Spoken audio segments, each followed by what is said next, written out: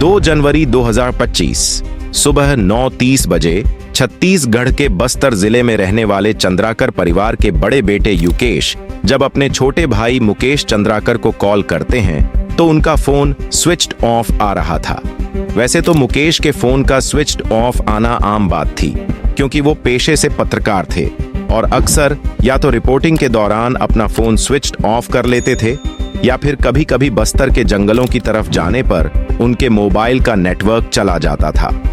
वैसे भी पिछले ही दिन यानी 1 तारीख को दोनों की आपस में मुलाकात हुई थी, इसलिए उन्हें लगा कि शायद मुकेश न्यू ईयर सेलिब्रेट करने कहीं चले गए होंगे। यही वजह थी कि फोन के स्विच्ड ऑफ आने पर युकेश ने शुरू में इतना ध्यान नहीं दिया, लेकिन आधा दिन बीत जाने पर भी जब मुकेश का ना फोन ऑन हुआ और ना ही वह घर लौटे तो युकेश को फिक्र होने लगी। बस्तर एक नक्सली प्रभावित जिला है, इसलिए वहां कब क्या हो जाए इसका डर हर किसी को सताता है। इसलिए युकेश सभी परिचित लोगों को फोन कर मुकेश के बारे में पता करना शुरू करते हैं। मुकेश अपने जर्नलिज्म की वजह से बस्तर का जाना पहचाना नाम थे, इसलिए युकेश को लगा कि किसी न किसी ने तो उन्हें कहीं जाते हुए देखा होगा, लेकिन वहां मुकेश के बारे में किसी को कोई खबर नहीं थी। शाम ढल गई थी और मुकेश अभी भी लापता थे। मामले की सीरियसनेस को देखते हुए युकेश ने शाम 8 बजे मुकेश की गुमशुदगी की रिपोर्ट दर्ज करवाई। पुलिस की टीम रवाना हुई और अलग अलग जगह पर मुकेश को ढूंढा जाने लगा। इधर युकेश ने गूगल एक्टिव लोकेशन निकाल ली। वह 1 तारीख की रात को बीजापुर शहर के चट्टान पारा बस्ती के इस फार्म हाउस के पास में थे। देर रात को पुलिस की टीम वहां पहुंची और इस फार्म हाउस के एक रूम की तलाशी ली, पर मुकेश वहां भी नहीं मिले। पुलिस की टीम और जगह पर भी मुकेश की तलाश कर रही थी, लेकिन कोई सफलता हाथ नहीं लग रही थी।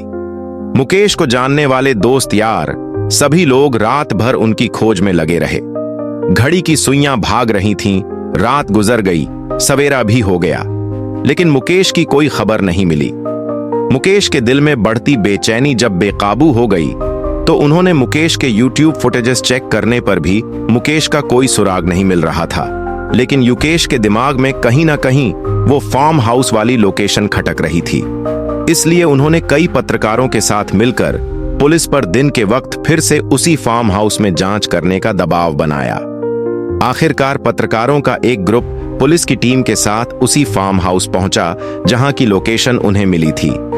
फार्म हाउस की दोबारा छानबीन शुरू हुई, लेकिन इस बार सभी को दिन की रोशनी में कुछ ऐसा दिखा जो रात के अंधेरे में नजरों से बच गया था, और वो था फार्म हाउस का सेप्टिक टैंक। सेप्टिक टैंक एक अंडरग्राउंड वाटर टाइट टैंक होता है जो वेस्ट वाटर को ट्रीट करने के लिए बनाया जाता है। फार्म हाउस के इस सेप्टिक टैंक पर बनी स्लैब की ताजा सीमेंट देख सभी के दिमाग में अनहोनी की आशंका बैठ गई।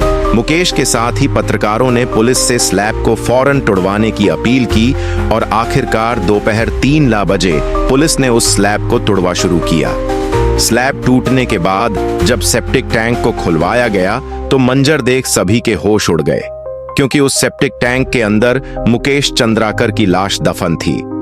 बॉडी की कंडीशन बता रही थी कि मुकेश की किस कदर बेरहमी से हत्या की गई थी। वहां मौजूद किसी ने भी आज से पहले इतना भयानक मंजर नहीं देखा था। कत्ल इतना बेदर्दी से किया गया था कि पोस्टमार्टम करने वाले डॉक्टर का कहना था कि उन्होंने अपने 12 साल के करियर में ऐसा केस आज तक नहीं देखा था। मुकेश का शरीर पानी में डूबे रहने की वजह से फूल गया था। उनके सर पर 15 फ्रैक्चर थे, दिल और लीवर बुरी तरह से डैमेज था और शरीर की कई हड्डियां टूटी हुई थीं। एक डर ईमानदार जर्नलिस्ट का नक्सली प्रभावित रीजन में मर्डर हो सकता है, आपको नॉर्मल लग रहा हो, लेकिन इस ब्रूटल मर्डर का असली सच, इसके पीछे की वजह और इसमें शामिल सभी लोगों के काले चिट्ठों के बारे में जब आपको पता चलेगा तो ना सिर्फ आपका खून खौल उठेगा, बल्कि कहीं ना कहीं यह तकलीफ भी होगी कि क्या सच का साथ देने वालों का ऐसा अंजाम भी हो सकता है। इसलिए इस वीडियो को ना सिर्फ पूरा देखिएगा बल्कि सबसे शेयर भी कीजिएगा, क्योंकि इन्हीं खुलासों को दुनिया के सामने लाने वाले मात्र 28 साल के मुकेश चंद्रकर ने इसकी कीमत अपनी जिंदगी से चुकाई है। Welcome to the show. My name is Shashwat and you are watching the case of शहीद मुकेश चंद्राकर। मुकेश चंद्राकर का जन्म बीजापुर डिस्ट्रिक्ट के बासागुड़ा गांव में हुआ था। मुकेश की जिंदगी बचपन से ही कठिनाइयों से जूझने लगी थी, क्योंकि मात्र 2 साल की उम्र में पिता को खोने के बाद परिवार की इकोनॉमिक कंडीशन ऐसी हो गई कि उनके पास दूध खरीदने के पैसे तक नहीं थे। घर चलाने के लिए मुकेश की मां आंगनवाड़ी में काम करने लगती हैं, लेकिन इतनी कम आय में दोनों बच्चों को पालना बेहद कठिन था। फिर भी जैसे तैसे खुद की इच्छाओं को मार उन्होंने दोनों बच्चों की पढ़ाई में कोई कमी नहीं आने दी। जिस इलाके में चंद्राकर परिवार रहता था, वहां नक्सलवाद बहुत फैला हुआ था और उनका आतंक अपने चरम पर था। आलम यह था कि जब गांव में युकेश और उनके दोस्त की पुलिस फोर्स में ज्वाइन करने की खबर फैली, तो नक्सली उन दोनों को उठाकर ले गए और अपनी जन अदालत में जाकर दोनों को पेश कर दिया गया। इस जन अदालत के नाम पर नक्सली उस इंसान को या तो बेरहमी से पीटते या फिर मार डालते, जिसका किसी भी तरह से पुलिस से कोई कनेक्शन होता। जरा सोचिए, ऐसी जगह से वह मां उन दोनों बच्चों की जान बचा उन्हें सही सलामत वापस ले आई थी।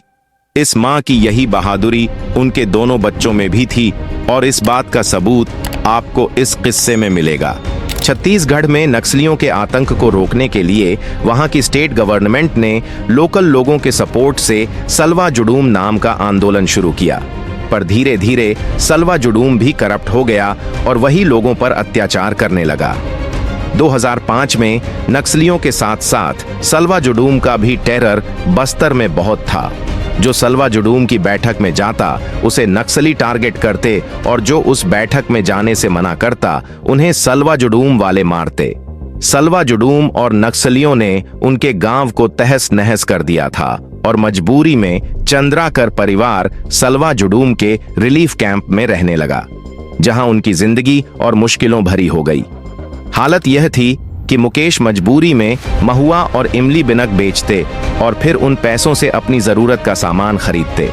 जिंदगी में संकट वैसे भी कम नहीं थे, ऊपर से उनकी मां भी कैंसर की बीमारी के चलते गुजर गई।